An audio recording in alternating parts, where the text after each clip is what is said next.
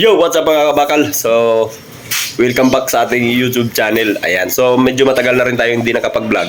At ito pa rin naman ang itsura natin ngayon. Ayan, Quran Works pa rin.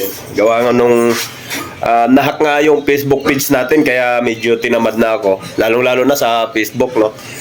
Pero dito sa YouTube naman, tuloy pa rin tayo at tuloy-tuloy pa rin naman tayo yung pagbibigay natin at pag-share natin ng mga kaalaman dito sa YouTube. Kaya nga, nandito ulit tayo ngayon sa ating maliit na gawaan. Ayan, kung mapapansin nyo, medyo magulo, makalat. Dahil nga doon sa mga ginagawa nating mga abubot or mga accessories ng mga motorcycle. So, tulad na lang halimbawa nitong mga bracket na to. Ayan, so meron tayong mga ginagawang MDL bracket dyan.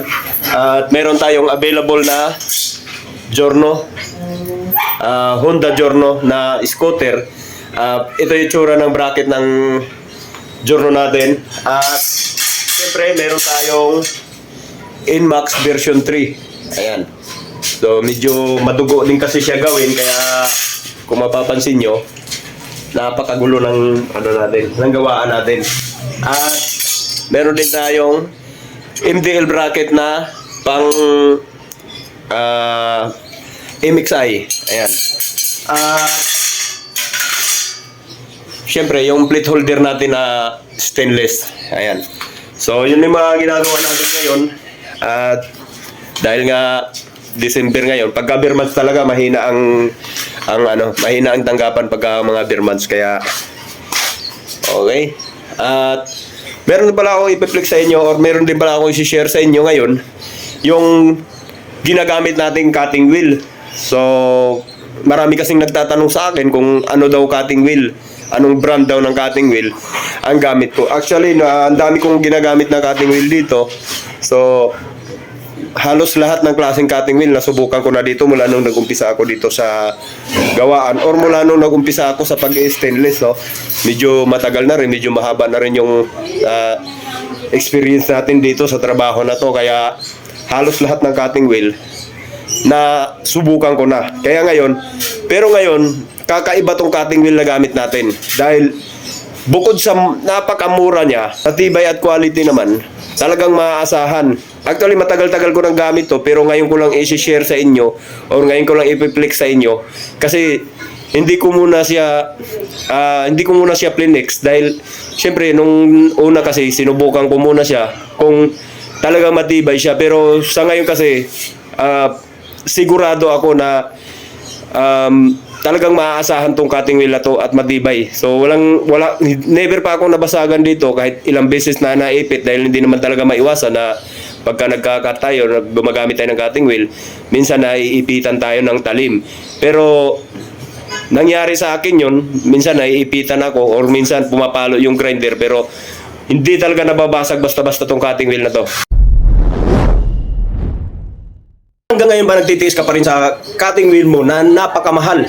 Kung minsan naman, sa sobrang pagtitipid natin, napilitan tayong bumili dun sa pinakamura cutting wheel. Yun nga lang, pag ginamit natin, yung tipong meron tayong pag-aalinlangan o meron tayong takot dahil nga baka mamaya maipit o nababasag yung cutting wheel. Sa panahon kasi ngayon, ang dami ng cutting wheel na naglabasan. Merong pinakamura, meron din namang mahal, at meron namang matibay na cutting wheel, at mas marami yung mga nababasag o yung tumatalsik. Napakadelikado po yun. At madalas naman yung iba, hindi marunong gumamit ng angle grinder, tapos pagka nag-cut sila at naiipit yung talim, doon nababasag. At pagka tumalsik yung basag nun, napakadelikado po yun para sa katawan natin. Baka mamaya tumama pa sa mukha natin. Ang dami na nating nakikita mga ganyan na nadidisgrasya sa grinder. Kaya kung ako sa inyo, dito na kayo sa Blue Shark. Ito ang gamit kong cutting wheel ngayon. Tagal ko na sa trabaho na to, sobrang dami na ng cutting wheel. Halos lahat ng cutting wheel na nasubukan ko. Pero nung nakilala ko tong Blue Shark na to, hindi na ako gumagamit ng iba.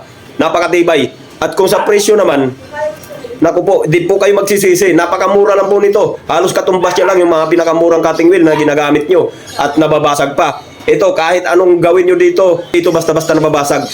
So, meron akong gamit na dito. Ayan, Blue Shark yan. So, meron akong pinaglumaan. Pero ito nagagamit pa to, dahil yung pagka nagpalit talaga ako ng talim, halos ganito na kaliit. So, kung minsan, mas maliit pa nga dito. So, kita nyo naman, kahit sobrang liitan niya, matalas pa rin. Lalo-lalo na sa stainless. Napakaganda pagka ginagamit nyo sa stainless to. Mapabakal man siya o stainless. Ito ang pinakadabis na cutting wheel talaga.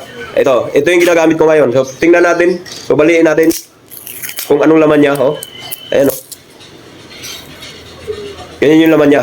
Ito yung dati kong gamit na cutting wheel. So, wag na natin ipakita yung pangalan. Pero, ito, matibay din to. Kung anong quality nito, yun din ang quality ng Blue Shark. Pero, ang pinagkaiba nila, ito mas mahal na dihamak. Halos kalahati lang ng presyo ng Blue Shark. Bawat isang piraso. Dalawang klase itong nandito sa akin, yung hawak ko.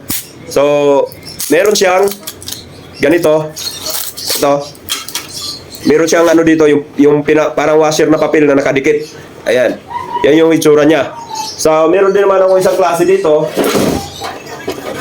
Kulay dilaw naman. Ayan. Kulay dilaw yun dito, pero brown yung ano niya, pinakatalim.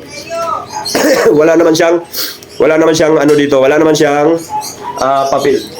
Pero walang pinagkaiba sa quality to. Basta Blue Shark ang gamit nyo. So meron din tayong kulay green na Blue Shark.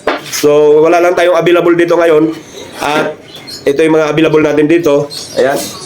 So ayan, yan yung mga available natin. At ito, siyempre. Ayan. So kayong gumamit ng iba pang cutting wheel. Nagtiis ka pa rin dyan sa napakamahal mong cutting wheel, or nagtiis ka pa rin dyan sa mayroong kang pangamba para baka mabasag yung cutting wheel mo, lumipat ka na sa Blue Shark. Napakaganda gamitin to. Napakatalas niya at matagal pang budpod. Okay? So, kung gusto mo ng Blue Shark na cutting wheel, PM mo lang ako or mag-text ka dito sa number na nasa screen. Ayan. So, maraming salamat.